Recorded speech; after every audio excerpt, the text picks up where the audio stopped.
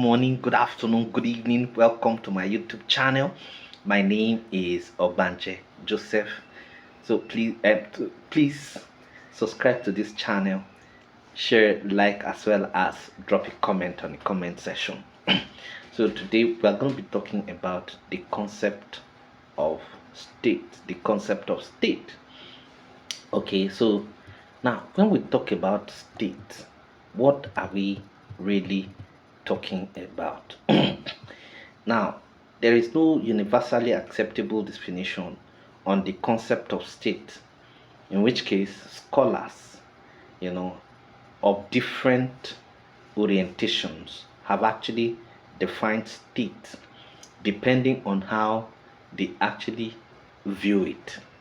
Okay, but in political economy as well as political science, there are two major, school of thought. We have the liberal school of thought and then the Marxist school of thought. The liberal school of thought and then the Marxist school of thought.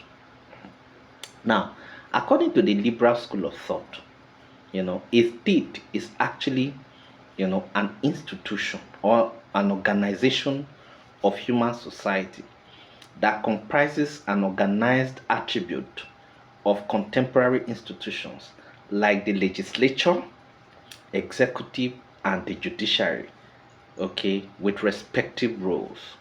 Okay, now these are governmental institutions that make and enforce laws that are binding upon the people within the defined geographical territory.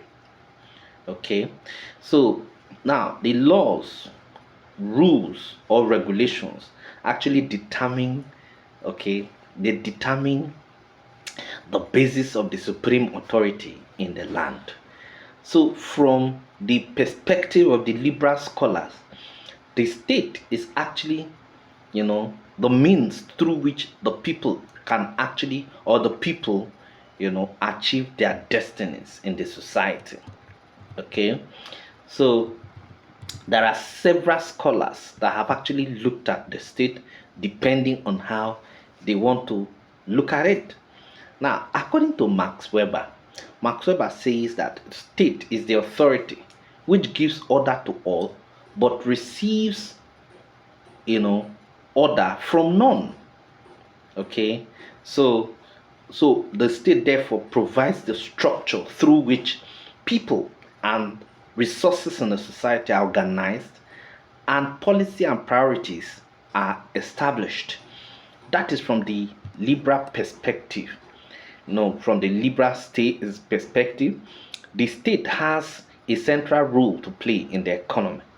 Okay, so now the operational capacity of the state, in an economy, is that the state actually helps people, helps people to actually sharpen their skills as well as, ensure their loyalty, and then, and make sure that revenue is available for the system. That is from the liberal perspective. There are so many things that can be seen under the liberal perspective. But let's just leave that and go to the radical perspective of the Marxist perspective. Yes, the Marxists actually buttress that the state is an embodiment of law and freedom, that the state represents the general view of the society. The only point of departure is that, Marx and Engels were of the view that, that the state is the executive of the modern state. That the executive of the modern state is the committee for managing the common affairs of the whole bourgeoisie. Okay, so what is important is that the Marxist perspective is of the view that the state strictly is actually put in place to protect the interest of the bourgeois class. Now, what are the basic theories of states? You understand? What are the theories of state. Okay, but before we go into the theories of state, okay, let's just run through the theories of state very quickly. The first is the divine theory of state origin, and this theory actually says that the state came into existence from theocracy. So it was God himself that actually put the state together. So if you have a king or a political office holder or the monarch, it is actually God himself that really puts the person in place. Okay, according to Shapira 2009, that the government was created by the Lord, and that the theory of divine origin of the state actually says, it supports the absolutism, you know, of King of England. That's King James I of England.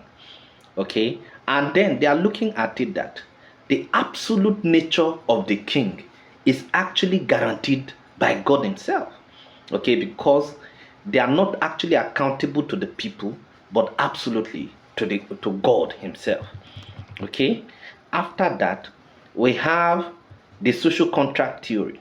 The social contract theory actually says that state came into existence because of the fact that the people actually, through their contract, donated their powers to an entity called the state, and the state is expected to use that power to actually protect their interest.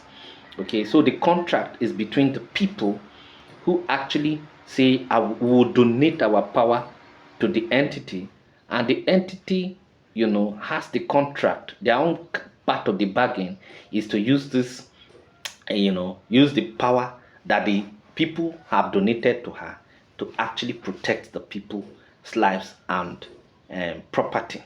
Then we have force theory. The force theory is that the state actually was brought into existence by force. By force.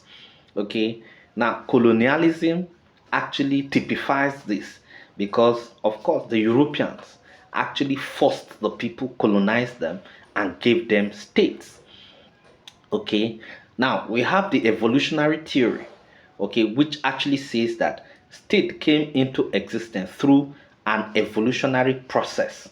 Okay, and the evolutionary process, of course, is actually the fact that the state actually started from the homestead.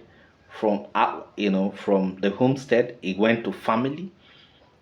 From the family it went to village. From the village it went to community. From community, then the people came together to actually form a state. Okay, so those are the things. So those are actually, then we have the Marxist theory of state. Okay, the Marxist theory of state actually says that it is the capitalists that came together to actually form the entity called the state. You understand? And the reason they put this entity together is to protect the interest of the capitalists. Okay, so what are the features of state? Number one feature of state is territory. A state must have a defined territory. Okay, it must not be as large as Sudan. Okay, it must not be as large, as some African countries. Okay, but there must be a defined territory that the entity can actually call her own. That's number one. Number two is government. There must be a government in charge of the authority system of the state. The government must be in place. You understand? The government must also have, the arms. That is the executive, particularly the executive, okay, as well as executive, judiciary, and the legislature. Then number three is sovereignty. The state must actually have the power to make law and enforce that law within that defined territory without any external interference. Okay, then number four is population. there must be people within the state that the state can actually refer to as citizens of the state. Okay, so to this extent, you can see that any state that must be recognized by the United Nations must have four basic four basic features. We have the territory, the government, sovereignty, as well as population. Thank you very much.